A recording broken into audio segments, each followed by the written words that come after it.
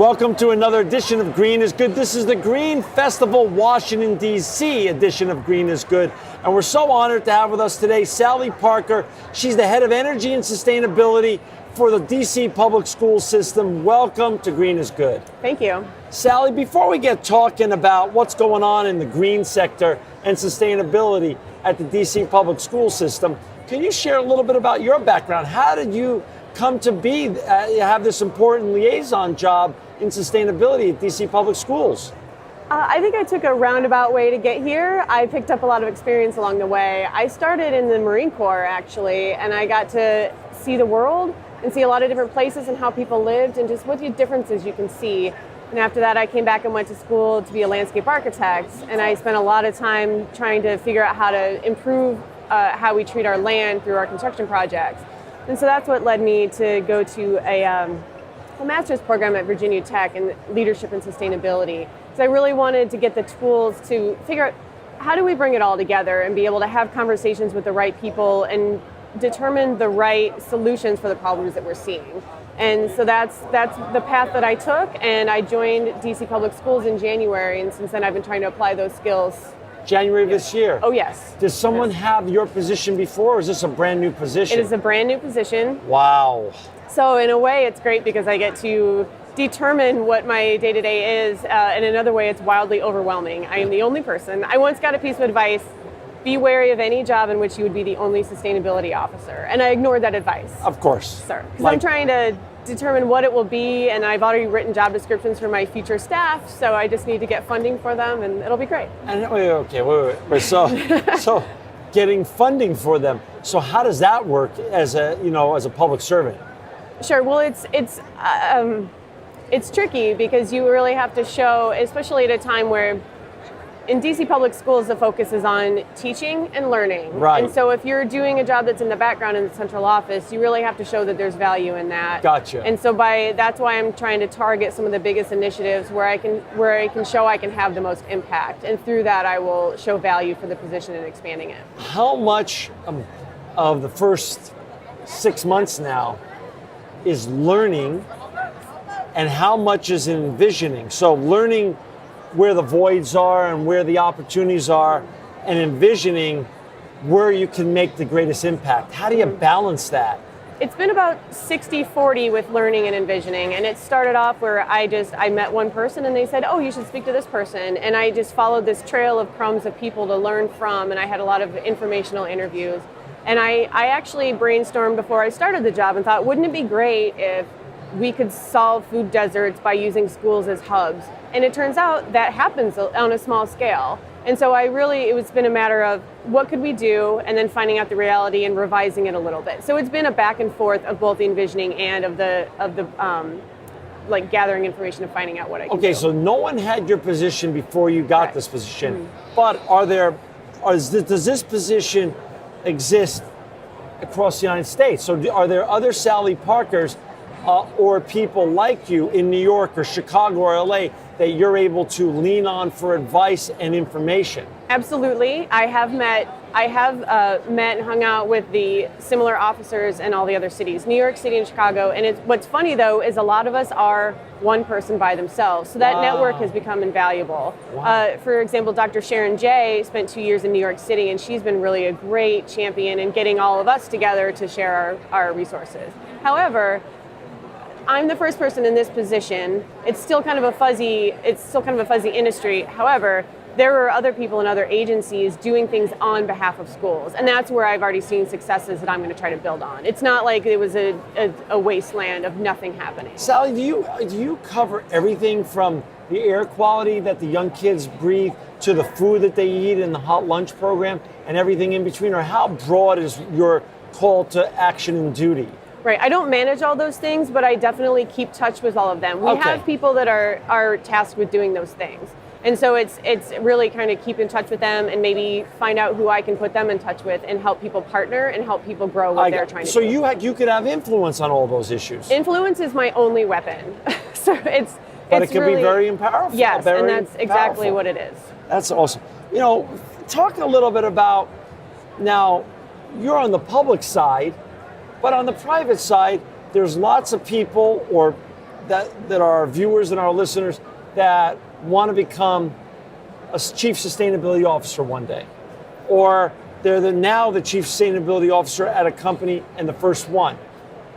What is it like to be a trailblazer, to be the first one? And what advice would you give to our listeners out there that are just starting on their journey in sustainability? I would go back to the point of influence, is that people don't understand what sustainability is. If you work for a logging company, it means something very different than if you work at an office. And so really trying to figure out what it means to your company and how you can provide value is really where it is. And you have to understand that if you want people to help you do your job, you have to get behind what their mission is, and you have to expand your umbrella until you are both working towards the same goal, even though they didn't know that was going to happen before they met you. Right. So now that you've had 6 months underneath your belt, which is still a very short period, I understand that. What are some of the areas that you think you're going to be able to make the greatest impact, and what are you really excited about the next 6 months and hopefully the next 6 years? Mm-hmm. Well, when I started the job, I thought there was no way I would be here longer than 2 years. And now if I can make a dent in 5, I will be thrilled. But I think that energy is the biggest thing. It's really where DC is invested in just really amazing LEED Platinum schools. Dunbar High School is, I think, the highest rated LEED building in the world right now. But we've still got old buildings. There are 111 schools. And we've got the Department of General Services is sort of our landlord, and they manage it for us. And the teachers and the students are in the schools consuming the energy. And there's a disconnect in what we could be doing to conserve our energy and to make the most out of those buildings that we've invested in. And so that's where the communication and influence is going to play a huge part. And then we will also have the opportunity to engage those students and let their schools be a learning opportunity and put the cherry on top, so they can understand what's being done on their behalf and how we can equip them with an understanding of sustainability as they grow into adulthood and become decision makers. And energy is, I think, going to be the greatest way to do that. Are there any green curriculum programs that exist today in the DC school system, so the kids can say, I want to learn about climate change, or as you say, energy, or green food, or green landscaping, or any of these things? It's interesting. This is something I've been trying to dig into myself, but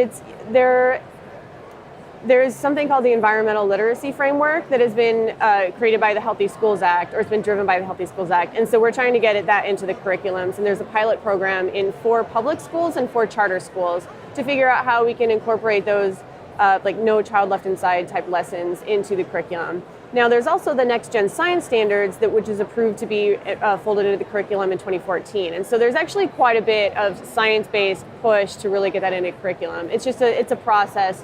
We have 3,500 teachers, and so So it's a rolling effort to get those latest topics of interest in the curriculum. We've got Sally Parker with us. She's the head of energy and sustainability as a liaison for the DC Public Schools. To learn more about what's going on at DC Public Schools, go to www.dcps.dc.gov.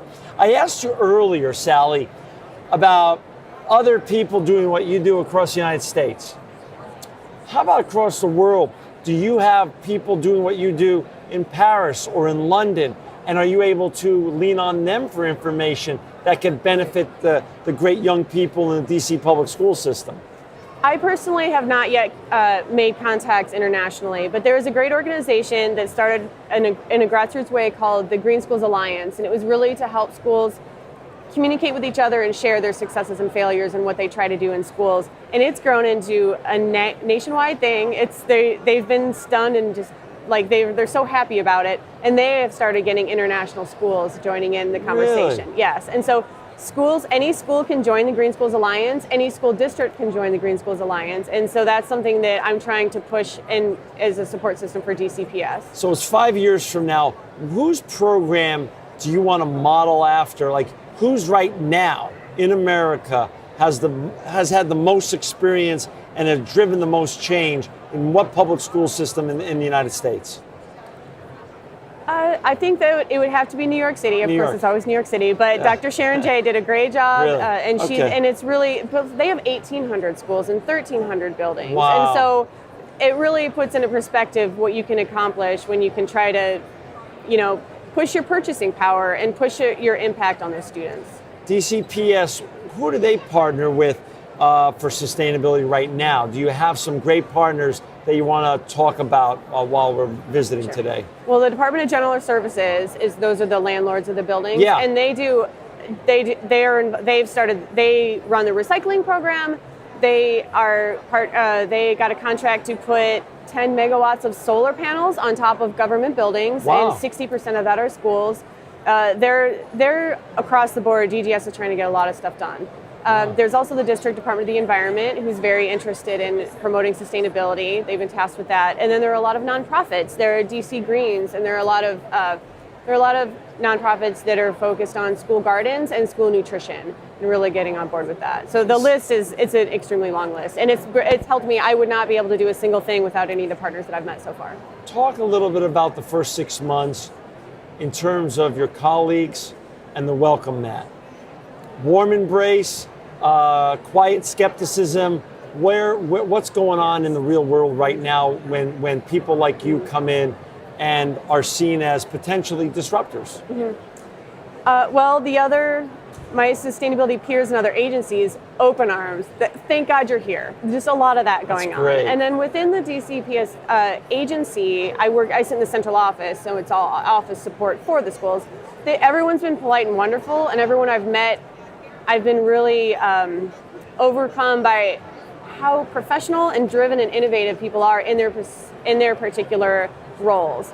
But as far as when I say sustainability and what that means to them, that's where I have a job to do to help them understand what it means to every office, to the Office of Teaching and Learning and to the Office of Operations. And that's where my challenge is going to be, is helping people understand what my job means to support their job. Wow, gotcha. How about from the students' perspective?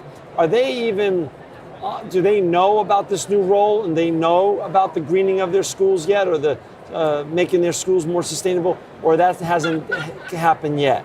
I think that's where we have a huge opportunity for improvement, is to take all these things happening in the background that students don't know about and really use it as a learning tool for them. I don't think that connection is there yet, the engagement. The biggest thing they see is recycling. It is in every school, and by the end of 2016, compost collection will be in every school as well for all the food waste, as we try to get them to like kale in some way. So there's a lot of problems going on. So trying to work those systems together. But recycling is something that they get to do every day. They get to be involved. Very tangible. Yes. What kind of recycling are they doing right now?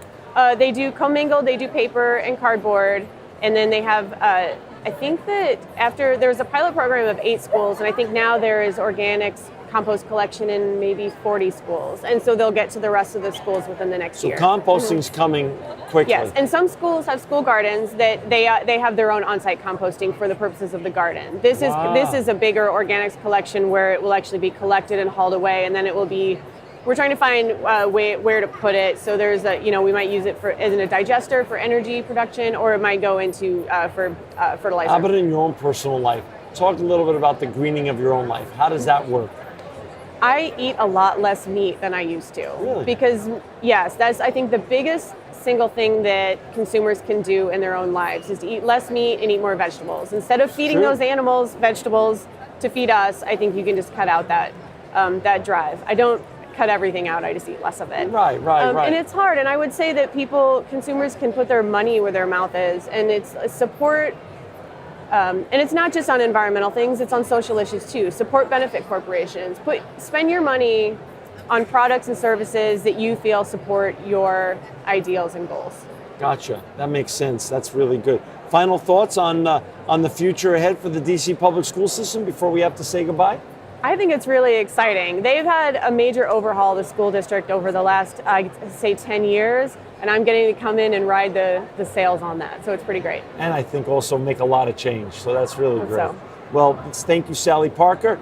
To learn more about what Sally and her colleagues are doing at the DC Public School System, please go to www.dcps.dc.gov. Sally Parker, making the world a better place at the DC Public School System. You are truly living proof that green is good. Thank you. Thank you.